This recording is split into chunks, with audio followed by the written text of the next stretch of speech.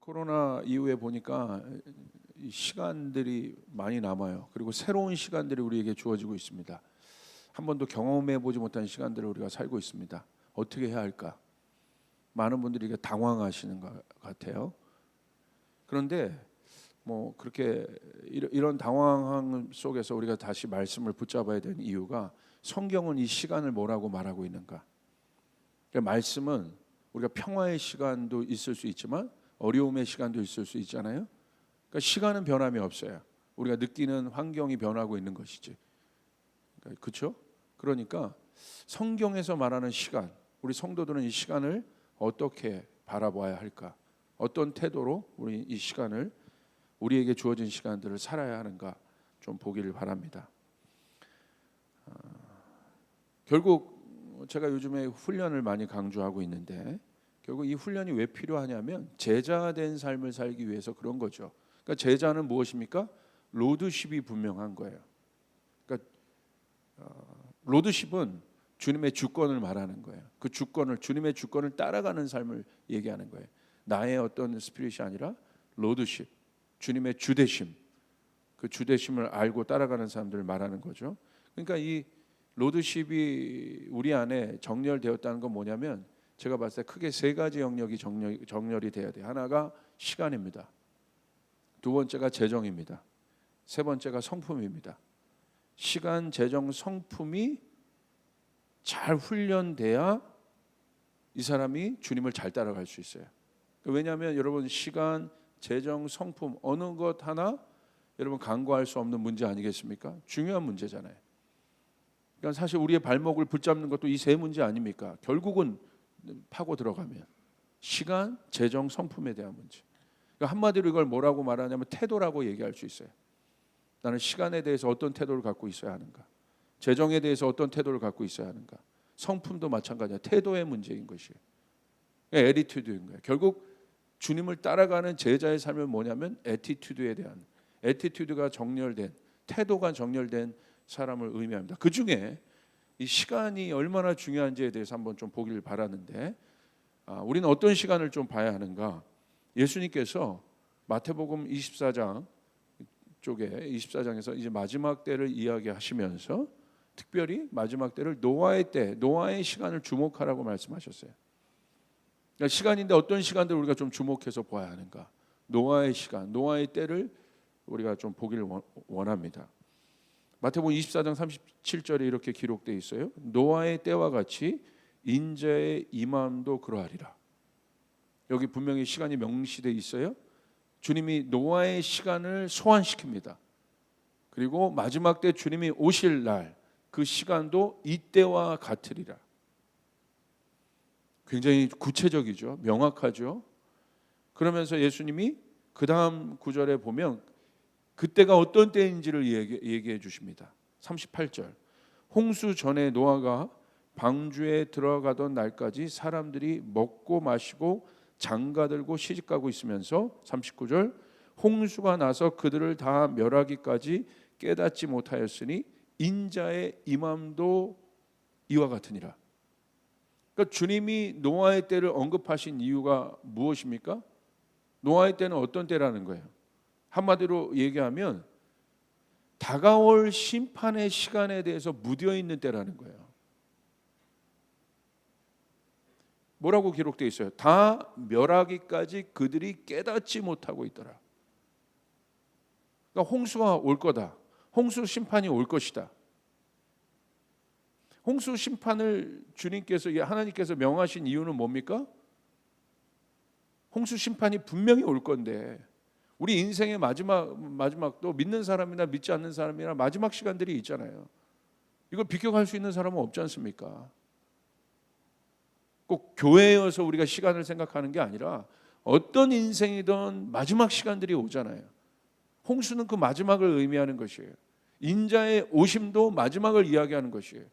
개인적 종말이 있고 세상적 종말이 있는데 누구에게나 그 종말들이 있지 않습니까?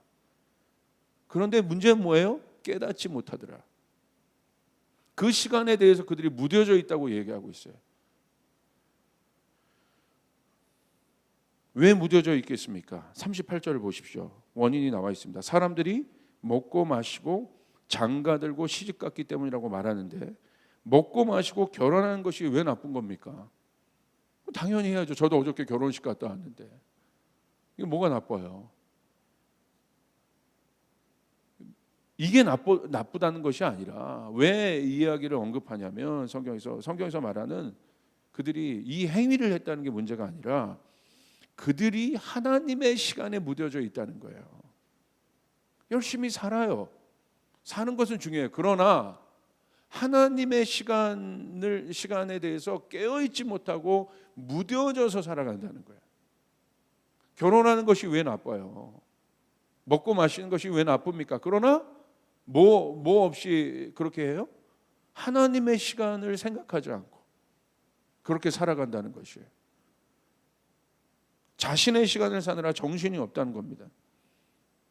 자신의 시간 속에 하나님의 시간은 없습니다. 그 말은 무슨 말이냐? 하나님의 시간이 없다는 것은 하나님 없는 삶이 오래되었다는 것을 말해요. 제가 많은 분들 신앙 상담을 해도 항상 이제 문제가 발생되는 그 지점을 추적해 보면 정확합니다. 하나님과의 관계가 무뎌져 있으면 이제 그렇게 되는 거예요. 그러니까 열심히 살긴 사는데 점점 하나님을 향한 확보된 시간들이 없게 되면 이거 장사 없습니다. 장사 없어요. 그래서 깨닫게 되는 거죠. 그렇구나. 어떤 환경 속에서도 여러분 하나님을 향한 시간들을 양보하시면 안 됩니다. 그래서 한마디로 예수님께서 노아의 시대를 얘기하신 건 뭐예요? 답은 뭐예요? 깨어 있으라는 거예요. 하나님의 시간에 대해서 깨어 있으라는 거예요. 자, 제자의 삶은 뭐겠습니까? 예수님이 제자의 삶에 대해서 얘기하세요. 누가복음 9장 59절 62절. 누가 제자일까요? 자, 여기 보세요. 우리가 잘 아는 말씀입니다. 또 예수께서 다른 사람에게 나를 따라오너라 하고 말씀하셨다. 그러나 그 사람이 말하였다. 주님, 내가 먼저 가서 아버지의 장례를 치르도록 허락하여 주십시오. 뭔가 전에 노아의 시간을 언급하신 예수님 말씀하신 시간의 개념과 굉장히 비슷해요. 예수님이 강조하는 바가 60절 보세요. 그러나 예수께서는 그에게 말씀하셨다. 죽은 사람들을 장사하는 일은 죽은 사람들에게 맡겨두고 너는 가서 하나님 나라를 전파하여라. 또 다른 사람이 말하였다. 주님, 내가 주님을 따라가겠습니다. 그러나 먼저 집안 식구들에게 작별 인사를 하게 해주십시오. 예수께서는 그에게 말씀하셨다. 누구든지 손에 쟁기를 잡고 뒤를 돌아보는 사람은 하나님 나라에 합당하지 않다. 마찬가지입니다. 예수님을 따르겠다고 하는 사람들에게, 예수님을 따른다는 것이 뭐예요? 예수님을 따르는 사람들을 우리는 누구라고 얘기해요? 군중이 아니라 군중에 있는 그들에게, 그들 속에서 이 두 사람이 나와서 지금 말한 거예요. 내가 예수님을 따라가겠다고. 결심은 굉장히 좋아요. 그리고 그런 소망이 있어요. 우리 모두가 마찬가지일 거예요. 나도 예수님 따라가겠습니다. 예수님을 따르는 삶을 살고 싶습니다. 군중 속에 있는 그런 삶이 아니라 정말 제자된 삶을 살고 싶습니다. 이것이 우리의 고백일 것입니다. 그런데 주님이 그 다음 단계에 물으시는 거예요. 뭐라고 얘기하냐면 이 사람이 아버지 장례를 치를 수 있도록 도와주십시오. 또 한 사람은 뭐라고 얘기합니까? 먼저 집안 식구들에게 작별 인사를 한 후에 주님을 따라가게 해주십시오. 여러분, 장례를 치르고 가족에게 작별 인사를 하는 일이 나쁜 일이 아니잖아요. 아까 마찬가지로 장가가고 먹고 마시는 것처럼 이것도 나쁜 일은 아니잖아요. 근데 예수님의 여기 말하시는, 예수님께서 말씀하시는 방점은 어디 있어요? 예수님을 따르는 제자의 삶은 이 부분에 대한 많은 여러 가지 해석들일 수 있지만 우리가 집중하고 싶은 부분은 바로 뭐냐면, 예수님께서 매몰찬 그런 분, 어떻게 장례도 못 치르게 하냐, 또 작별 인사도 못 치르게 하냐, 그 부분이 아니라, 그런 부분들에 대한 많은 이야기가 있을 수 있지만 이 비유에서 우리가 좀 집중해야 될 부분은 바로 뭐냐면 예수님을 따르는 제자의 삶인 것이에요. 예수님을 따르는 제자의 삶은 자신의 시간을 사는 사람들이 아닙니다. 제자는 스승의 시간을 살아가는 사람들이에요. 네가 오늘부터 내 제자냐? 여러분 아마 여기도 가르치시는 분들이 있으시면 아마 알 거예요. 제자들이 있잖아요. 그럼 제자들에게 뭘 요구해요? 네가 어느 위치에 올라갈 때까지, 네가 졸업할 때까지 너는 나를 따라와야 한다. 내가 가르쳐 주는 것을 배워야 한다. 그래야 여러분 성장하잖아요. 그게 제자잖아요. 군중은 그럴 필요가 없잖아요. 제자라는 것이 뭐예요? 배우는 사람들이잖아요. 뭘 배워요? 스승의 시간을 따라갈 때 배우는 것이에요.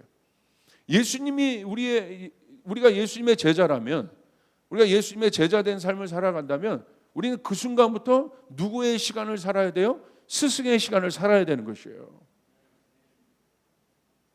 제자이면서 내 시간을 살아가면 어떻게 배울 수 있겠습니까?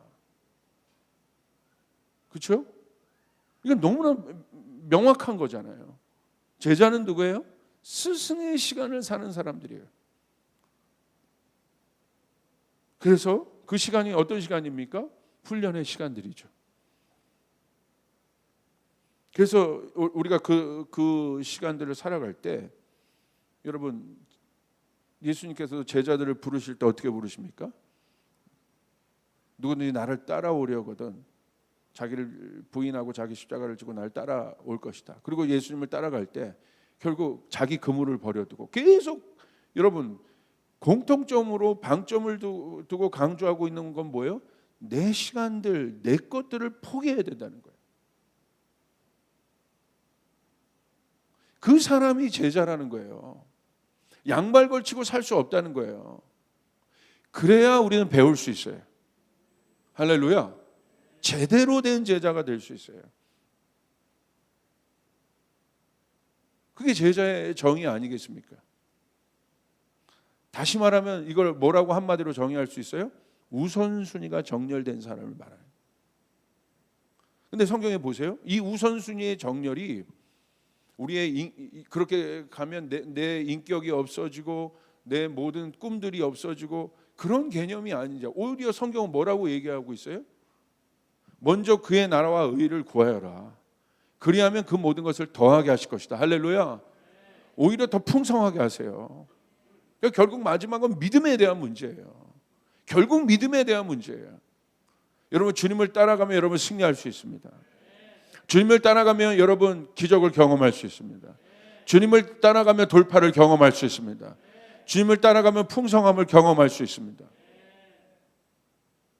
그게 우선순위의 정렬입니다. 왜 못 따라갑니까? 못 믿는 거예요. 이거 버려두면 어떻게 해? 못 믿는 거예요. 내 자녀 문제 주님 뜻대로 교육하는 거 못 믿는 거예요. 성경을 우선으로 해서 교육하는 거 못 믿는 거예요. 영희 엄마, 철수 엄마가 강한 거예요. 세상의 영향력이 강한 거예요. 못 믿는 거예요. 그 문제예요. 주님 뜻대로 목회하는 것, 근데 여러분 다른 방법을 쓰는 것, 왜 그렇습니까? 못 믿는 거예요.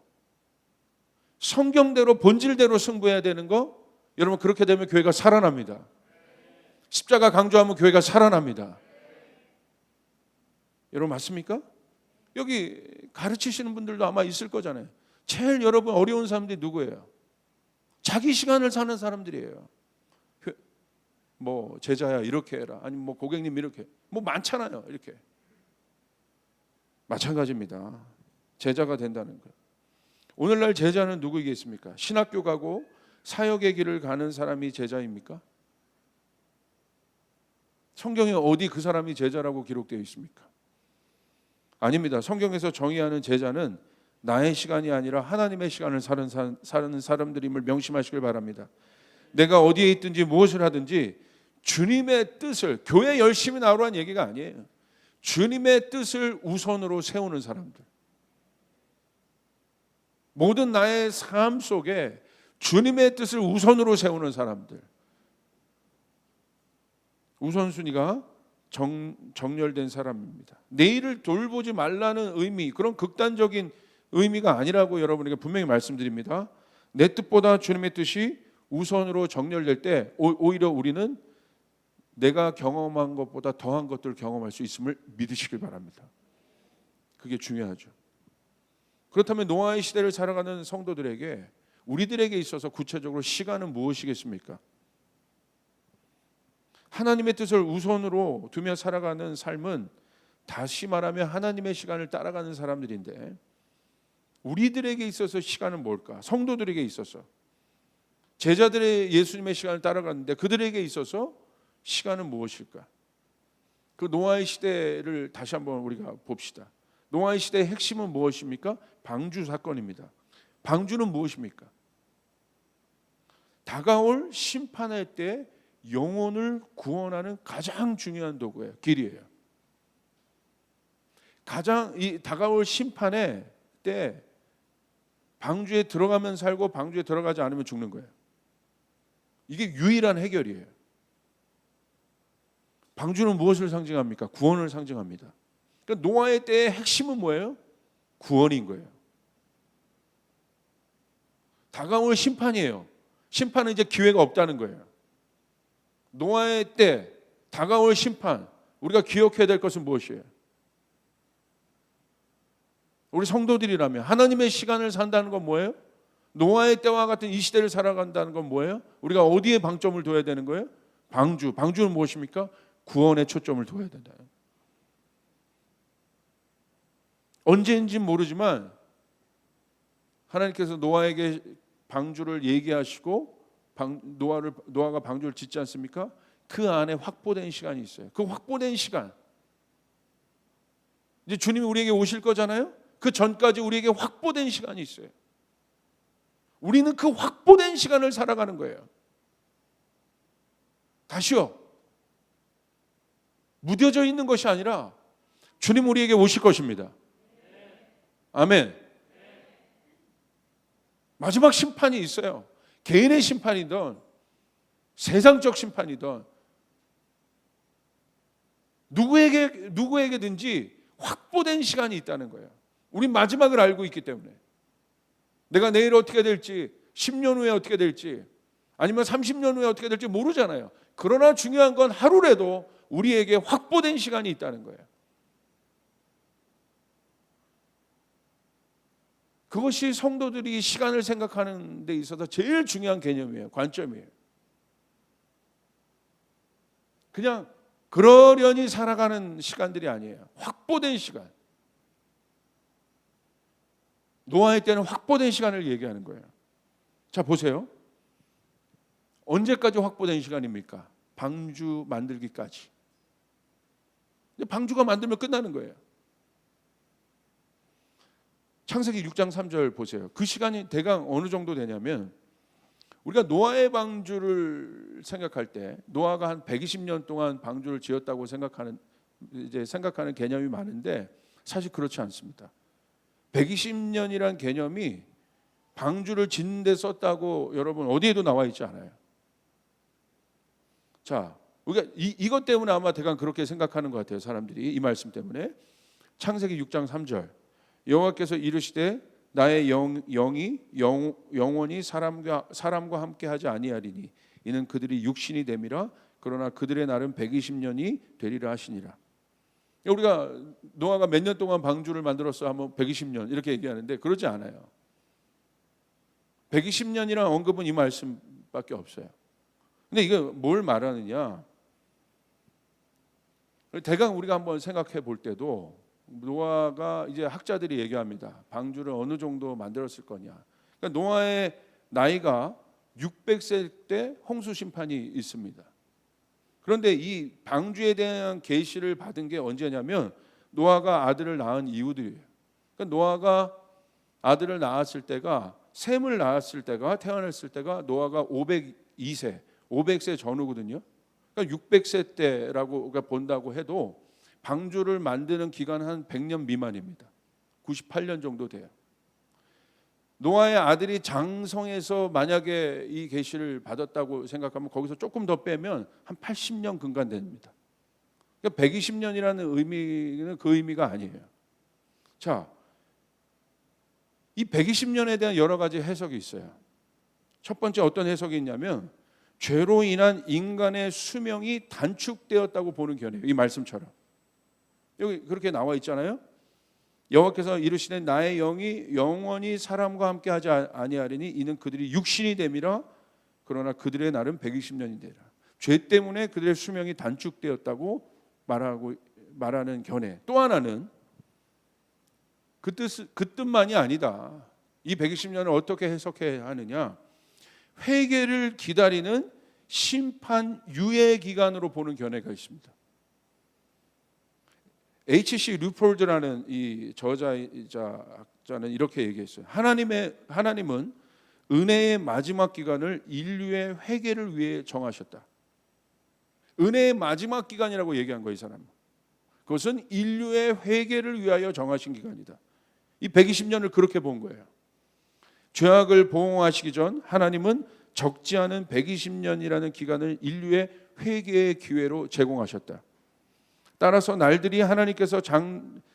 날들이란 말은 하나님께서 장래 인간 수명은 120년을 넘지 못하리라 작정하신 것을 뜻하지 않는다.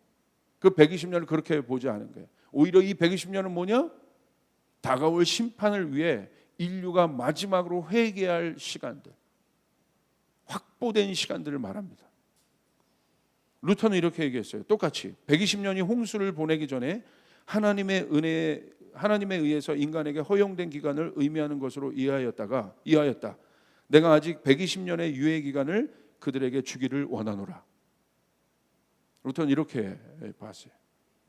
박윤선 박사님이 이렇게 봤어요. 이것은 그때 사람의 수명이 120년으로 찬정된다는 의미가 아니고 120년 지난 후에는 홍수 심판이 있으리라는 의미이다. 그 말은 120년 동안이나 회개할 기회를 주셨을 때 그들이 순종하지 아니하였다. 위 두 견해 모두 어떤 것이 옳다 말할 수는 없습니다. 그러나 중요한 것은 120년이 주는 의미, 노아의 때, 주님이 노아의 때를 보라고 했으니까 그 노아의 때에 확보된 시간이 이 120년인데 이 120년이 우리에게 주는 의미는 무엇입니까? 단순히 노아가 방주를 짓는 데 쓰는 시간이 아니었다는 것을 의미해요. 방주를 짓는 것보다 하나님이 이 시간들을 통해서 더 강조하신 건 뭐예요? 한 명이라도 구원하고 싶으신 것이에요. 노아는 그래서 방주를 짓는 거예요. 하나님의 시간을 살아간 거예요. 노아의 시간을 허비한 것이 아니에요. 세상 사람들이 볼 때 노아가 세상의 시간을 살지 않았기 때문에 굉장히 다른 시간 속에 있었기 때문에 노아를 이상하게 볼 수도 있었을 거예요. 아마 우리도 그렇게 여겨질 수도 있죠. 우리가 주님의 하나님을 믿는 성도가 됐다는 사실 자체가, 오늘 이런 설교를 듣는 것 자체가 세상 사람들에게는 이런 시간의 해석이 생경할 수 있습니다. 그러나 우리 주님이 말씀하셨어요. 노아의 때 우리에게 확보된 시간, 성도들에게 있어서 시간은 뭡니까, 여러분? 우리가 시간을 어떻게 써야겠습니까? 노아는 그 시간을 어디에 쓴 것이에요? 영혼을 구원하는 일에. 할렐루야. 영혼을 구원하는 일에 썼다는 것이에요. 왜 예수님이 노아의 때를 기억하라고 했겠어요? 노아의 때를 기억하라는 것은 모든 사람들이 마지막 때 무뎌져 있을 것이다. 그 심판의 때 우리가 깨어 있어야 한다는 건 단순히 내가 깨어 있는 것을 넘어서 하나님의 시간을 살아간다는 건 뭐예요? 영혼의 때, 영혼을 구원하는 때를 살아가라는 것이에요. 우리에게 얼마 남지 않았다는 것이에요. 여러분, 우리 성도들이 부모님이 이제 임종하기 얼마 전에 이제 가시면 기도 부탁들을 해오는 분들이 있어요.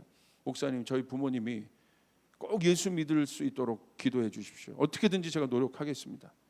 왜 그렇게 할까요? 정해진 시간이 있잖아요. 얼마 남지 않은 거야. 그 확보된 시간을 아는 거예요. 이제 그 시간에 뭐 하겠어요? 영혼 구원하는 거예요. 영혼 구원. 오늘 우리 성도들에게 있어서 이 시간은 무엇입니까?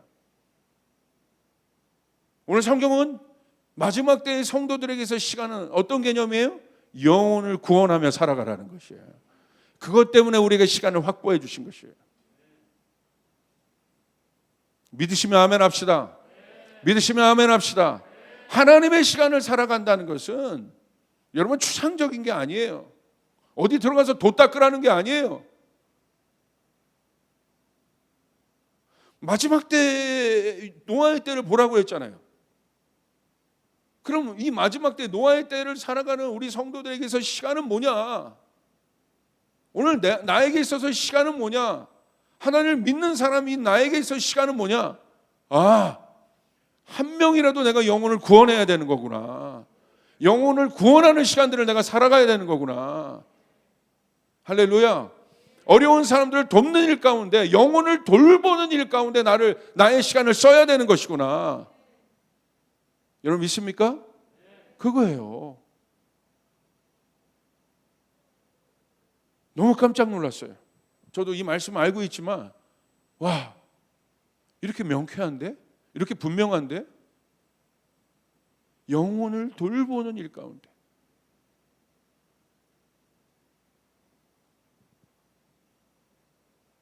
근데 우리는 많이 무뎌져 있는 것 같습니다. 모든 영역에서 무뎌져 있는 것 같습니다. 이제 사람이요, 바쁘기 시작하면 가장 먼저 타협이 일어나는 것이 하나님과의 시간이에요. 아이러니예요. 제일 중요한 시간인데 제일 중요한 시간을 갖고 먼저 타협을 해요. 참 아이러니예요. 오히려 그 시간을 더 붙잡아야 되는데 그래야 내가 사는 겁니다. 성경은 그 시간을 넘어 노아의 외로움을 보십시오. 그래서 사실 우리에게 힘든 건 뭐 이런 문제도 알고 다 아는데 사실은 인내와 외로움의 문제예요. 사실은 노아가 얼마나 외로웠겠습니까? 묵묵히 그 길을 간다는 게. 여러분이 세상 속에서 하나님의 시간을 살아간다는 것은 사실 쉽지 않습니다. 모든 사람이 그렇잖아요. 노아의 때. 근데 묵묵히 내가 그 길을 걸어간다는 거예요. 근데 여러분 놀라운 건 뭔지 아세요? 그 한 사람이 그 길을 걸어갔기 때문에 구원이 있었던 것이에요. 여러분이 여러분의 가정에서 묵묵히 하나님의 시간을 살아갔기 때문에 여러분의 가정 가운데 구원이 올 것인 거예요. 할렐루야.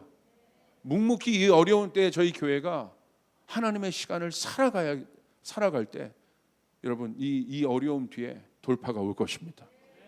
할렐루야. 그게 중요한 거예요. 우리 부모님들이 어렵더라도 묵묵히 부모로서 성도로서 이 하나님의 시간을 살아갈 때 여러분의 자녀들에게 어마어마한 것들이 있게 될 것입니다.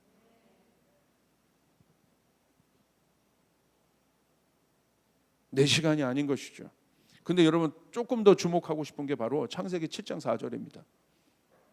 자, 드디어 노아의 방주를 지었어요. 그런데 저도 이 부분을 눈여겨본 적이 없어요. 노아의 방주를 짓고 바로 비 온 줄 알았거든요. 근데 성경에 보니까 지금부터 7일이면 내가 40주야를 땅에 비를 내려 내가 지은 모든 생물을 지면에서 쓸어버리라. 방주를 짓고도 7 days, 7일이 유예기간으로 남습니다. 이 7일 동안, 이 7일은 진짜 마지막 시간이에요. 긴박한 시간이에요. 뭐 해야겠습니까? 왜 이 7일을 주었을까요? 왜 120년이라는 유예기간을 주었을까요? 그리고 마지막에 방주를 짓고도 7일이라는 유예기간, 방주 짓고 바로 비 온 게 아니라 왜 7일이라는 유예기간이 있었을까요? 너무나 분명해요. 이 시간 속에 나타난 하나님의 의미, 하나님의 뜻이 너무나 분명해요. 영혼을 구원하라는 거예요. 그게 우리에게 어떻게 보면 우리가 이 120년에 상징적으로 이 120년에 어디에 와 있을지 모르겠습니다. 근데 마지막 그 긴박한 그 7일 앞에서도 하나님의 뜻은 어디에 있었어요? 영혼을 구원하라는 것이죠.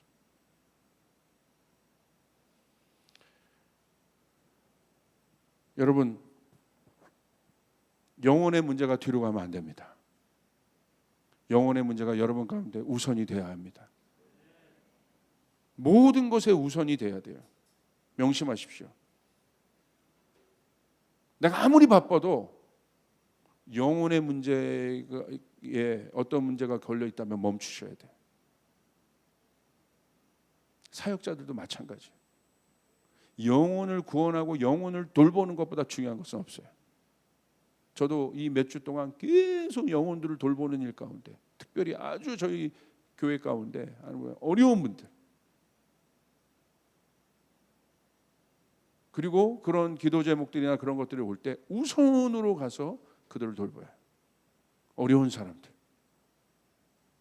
힐링 기도에도 그런 거예요. 제가 신방을 하는 분들도 그런 분들이에요. 영혼에, 여러분 마지막 때를 살아가는 우리들이 집중해야 될 것은 영혼에 대한 문제라는 거예요. 할렐루야. 긴박함의 문제입니다. 영혼에 대한 문제. 가장 우선으로 신경 써야 합니다. 모르겠습니다. 2020년 저게 왜 우리 성도들에게 훈련을 말씀하시고 작은 그런 스몰부터 레스큐 보트를 준비하라고 말씀하시는지. 아마 해결하는 쪽으로 갔겠지만 한 번은 어려움이 올 것 같아요. 와장창창창 무너지는. 그때를 위해 준비해야 되는 거예요. 할렐루야. 그때를 위해 우리는 준비해야 되는 것이에요. 그냥 아유 나만 예배 잘 드리면 되지 어떻게. 그게 아니라는 거야. 아니라는 거야. 저도 위로하고 격려하고 이 시간들 여러분 승리하십시오. 여러분 예배 잘 드리십시오. 그 수준에 있으면 안 된다는 거예요. 우리는 영혼을 돌봐야 되는 것이에요. 영혼을 구원해야 되는 것이에요. 어려운 자들에게 가야 되는 것이에요.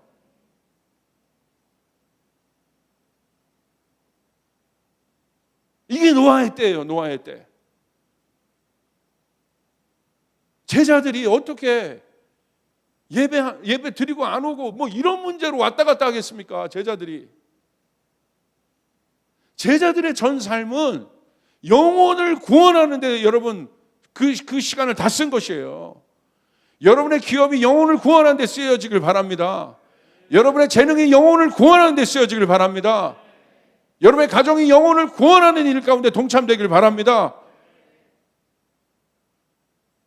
여러분 그건 놀라운 개념이에요. 우리가 내가 물에 빠져 허우적거리는 사람이 될 것이냐, 내가 깨어서 하나님의 시간을 살아갈 때 어떤 사람이 돼요? 정체성 자체가 바뀌는 거예요. 그 사람을 건져내는 사람이 될 것이냐, 빠져 있을 것입니까? 건져낼 것입니까? 우리 교회는 사람을 건져내는 교회가 돼야 돼요. 할렐루야. 이게 바로 그거잖아요. 긴박함의 시간이라는 거예요. 그 7일은 마지막 7일. 성도들의 시간 관리는 한마디로 영혼을 우선으로 여기는 삶을 말합니다. 내 생각이 아닙니다. 오늘 우리에게 확보된 마지막 시간이 될 수 있음을 명심하시길 바랍니다. 그래서 여러분 짧게라도 여러분이 전도할 수 있기를 바랍니다. 만나는 사람에게 복음을 나눌 수 있기를 바랍니다. 할렐루야. 제가 아는 어떤 선교사님은 이 전도에 대한 불이 많은 분이에요. 그러니까 뭐 예를 들어 택시 타고 어디 가는 그 택시 안에서도 하도 전도를 해가지고 복음을 듣든지 아니 듣든지 이분은 그거에 대한 노하우가 있으시더라고. 우리 가운데 전도에 노하우가 없는 거는요, 안 해봐서 없는 거예요. 여러분 복음을 전하는 것은 우리 마음으로부터 오는 것이에요. 할렐루야. 하나님 우리 기업이 내 일터가 영혼을 구원하는 일 가운데 쓰임받게 도와주시옵소서. 그렇게 기도해야 되는 거예요. 그러면 여러분 하나님이 능력을 주세요. 힘을 주세요. 그게 목적이라는 거예요. 우리의 목적. 저희 교회 이제 뭐 신대원 하고 이렇게 가려고 하는 친구들이 많은데 왜 가요 거기? 뭐 때문에 갑니까? 영혼을 구원하기 위해 가는 것이에요. 그 사람이 주님의 종인 것이에요. 그래서 제가 그 얘기를 꼭 해줍니다.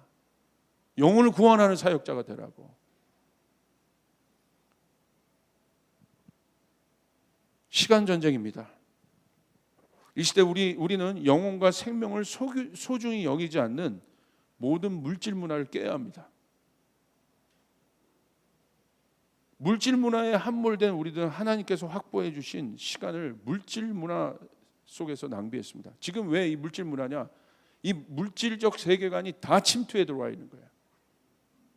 그러니까 영혼의 문제가 여러분 생명 없는 물질보다도 좀 떨어져요. 여러분 지금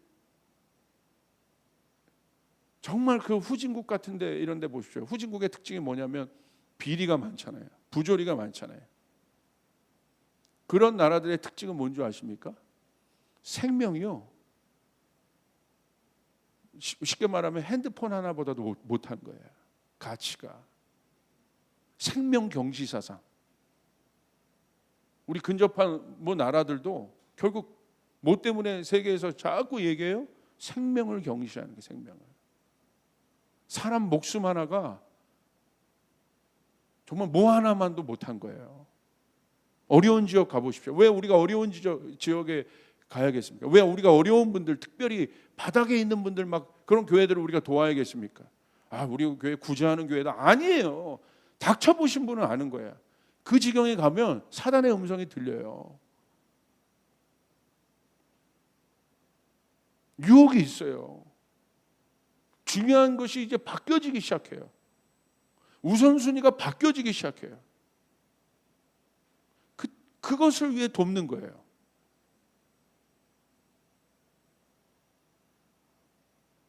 이건 너무나 중요한 문제입니다.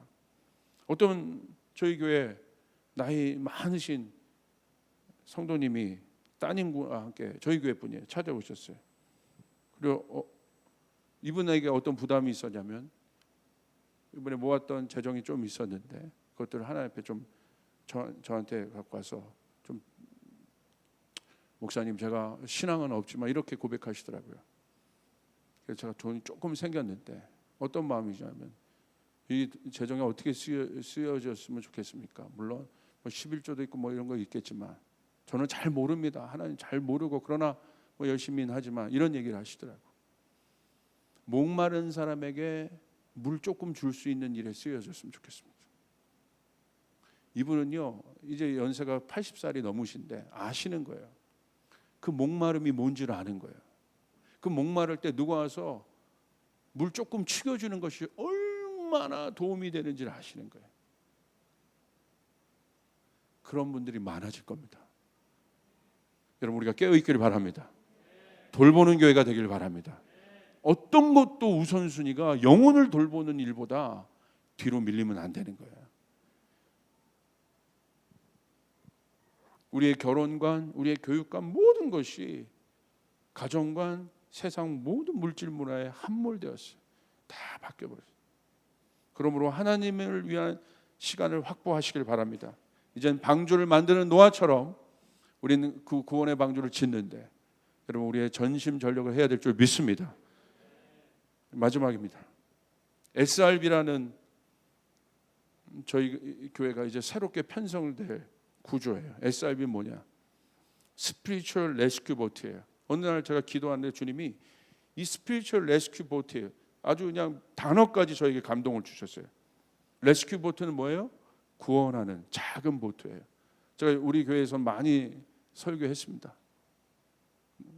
아마 제가 혹시 사진이 준비됐을지 모르겠지만 처음에 저희 교회가 시작할 때 이 스토리를 아실 거예요. 제가 예배할 때 주님이 어디 신도림 그쪽에서 예배할 때 바깥에서 예배 후에 미술 전시를 하는데 이 그림이 걸려 있어서 그날 이 비전을 받은 날인데 이 그림이 걸려 있어서 놀랐다고 그랬잖아요. 그래서 아직까지 이것을 저희가 비전으로 봤는데 점점 정말 이 비전대로 가고 있어요. 십자가로 작은 보트들이 가고 있는 그림.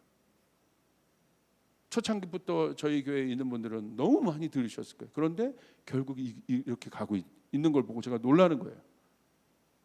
스피리추얼 레스큐 보트.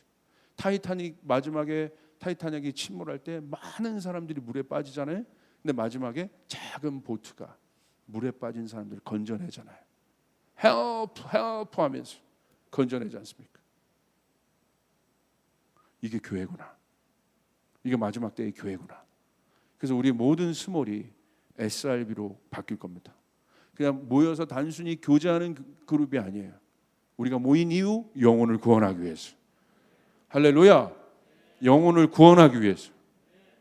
예전에 여의도 순복음교회가 폭발적으로 여러분 성장할 수 있었던 건 뭐냐면 거기에 뭐 조영규 목사님 뭐 훌륭한 분들도 있었겠지만 폭발적인 성장할 수 있는 건 뭐냐면 구역장분들이에요.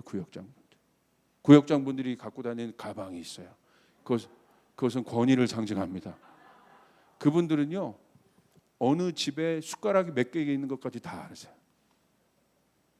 그분들이 움직여서 영혼들을 돌본 거예요. 장교들입니다. 그 작은 스몰 보트의 장교들이에요. 저희 교회에 그런 분들이 많아야 합니다. 할렐루야. 할렐루야가 아니라 아멘. 지금 구역적 시스템으로는 이제는 이 어려운 시대를 통과할 수가 없어요. 그냥 우리가 모여서 뭐 빵 나누고 떡 나누고 그 교제하고 뭐 친목도 모하고 하려고 해도 안 되잖아요. 코로나 때문에 빵을 못 나누잖아. 이제 그 구조를 넘어섰다는 거예요. 이제 구조가 바뀌어야 된다는 거예요. 우리 교회 모든 스몰이 SRB가 되길 바랍니다. 스피리추얼 레스큐 보트가 되어서 거기에 정말 여의도 순복음교회를 일으켰던, 저는 순복음 교단과 전혀 상관없는 사람이에요. 그런데 볼 수밖에 없는 거예요. 감리교회도 뭐가 있어요? 웨슬리가 속해라는 작은 구조. 근데 그 구조가 우리끼리 모여가지고 뭐 애들 입시 어디 보내 그런 거 나누는 데가 아니라 영혼을 돌보고 영혼을 구원하는데 움직인 구조란 말이에요. 우리는 다시 그곳으로 돌아가야 될 줄 믿습니다. 그래서 그렇게 다시 재편성될 겁니다.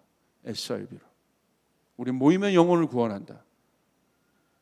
이젠 타이타닉 같은 큰 어떤 그런 유람선을 건조하는 것이 아니라 저희에게 주신 미션 베이스, 저희의 이 활주를 통해서 작은 전투기들이 계속해서 올라갈 수 있도록, 이 전투기가 일터로 가고 이 전투기가 열방으로 가고 이 전투기가 모든 곳으로 가서 그들이 구원됐을 뿐만 아니라 그들이 거기서 훈련받고 강력한 주님의 제자가 될 수 있고, 우리는 그러기 위해서 구조를 준비해야 되고, 그러기 위해서 우리는 공간도 바뀌어야 되고, 그러기 위해서 우리의 모든 것들을 부어서 그 마지막 때 영혼을 구원하고 영혼을 돌보고 영혼을 훈련시키는데 우리의 모든 초점이 맞춰질 수 있는 그런 교회가 되기를 주님의 이름으로 축복합니다.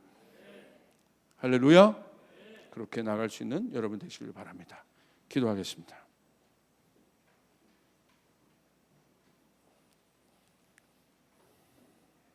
하나님, 오늘 성도에게 있어서 시간이 무엇인지를 보았습니다.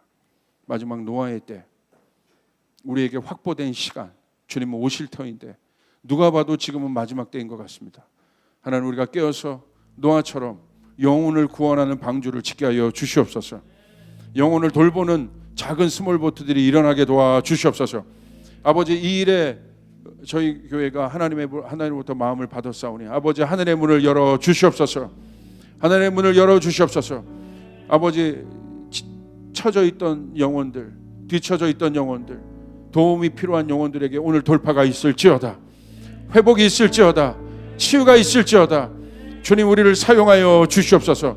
수많은 작은 보트들이 만들어지게 도와주시옵소서. 영혼들이 회복되는 일들이 일어나게 도와주시옵소서. 가족의 구원받는 일들이 일어나게 도와주시옵소서. 아버지, 영혼 구원의 때입니다. 아버지, 그 일들을 저희에게 주시옵소서. 주님, 꿈을 꿉니다.